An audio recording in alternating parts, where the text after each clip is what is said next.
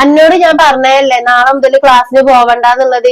ഈ ക്ലാസ്സിന് പോവാത്ത അനക്ക് എന്താ എത്ര തോനെ എഴുതാനുള്ളത്? വേഗം വന്നാ പുല്ലൊക്കെ പറിക്ക്. ഓളൊരു എഴുത്തേറ്റിരിക്കണത്.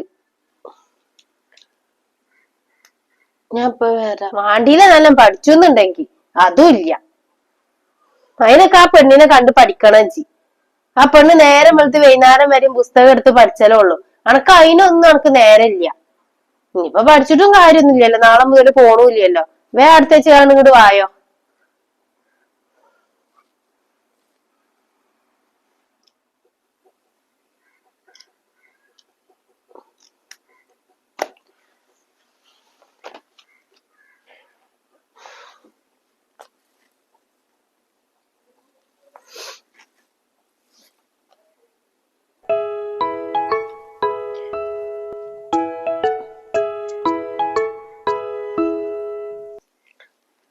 ഹലോ,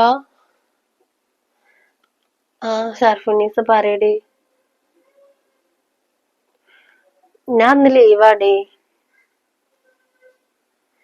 ഇക്ക് കുഴപ്പമൊന്നുമില്ല. അത് വല്യമ്മക്ക് തീരെ സുഖമില്ല, അതാ ലീവായത്. നാളെ ഞാൻ നോക്കട്ടെ, പറ്റുകയാണെങ്കിൽ ഞാൻ വരണ്ട്. വല്യമ്മാന്റെ മാറിയിട്ടില്ലാന്നുണ്ടെങ്കിൽ ഞാൻ വരില്ല.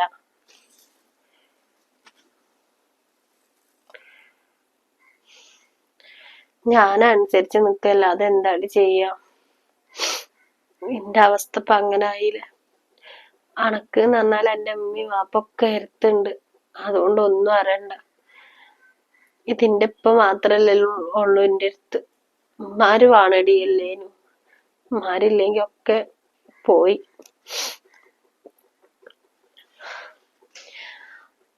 എന്റെ ഉമ്മാക്ക് പോയപ്പോ എന്നെയും കൂടി കൊണ്ടുപോയാ മതിയായി. അല്ലെങ്കിൽ ഞാൻ ഇങ്ങനെ ദുരിതടിക്കേണ്ട ആവശ്യം ഉണ്ടാവൂലേ.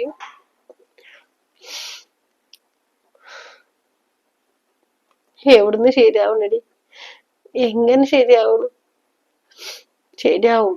നിന്റെ തല ഇവിടുന്ന് തെറിച്ചു കഴിഞ്ഞാൽ ശരിയാവും. പാവാടി എന്റെ ഉപ്പ കൊറേ അനുഭവിക്കുന്നുണ്ട്.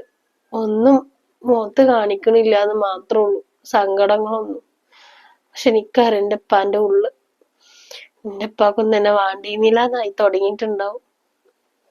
അതിന് പറഞ്ഞിട്ടും കാര്യമില്ലല്ലോ. എത്ര വെച്ചിട്ടാ. എന്നാലും എന്നെ പറയാനൊന്നും സമ്മതിക്കൂല. ഒരു പാവാണ് വല്യമ്മ. അതെ, എങ്ങനെയോ ഞങ്ങൾ രണ്ട് ജന്മത്തിന് ഇവിടെ ഇങ്ങനെ നിർത്തി പോകുന്നുണ്ടെന്ന് മാത്രം. എന്റെ ഉപ്പാക്കും കൂടി എന്തേലും പറ്റി കഴിഞ്ഞാ പിന്നെ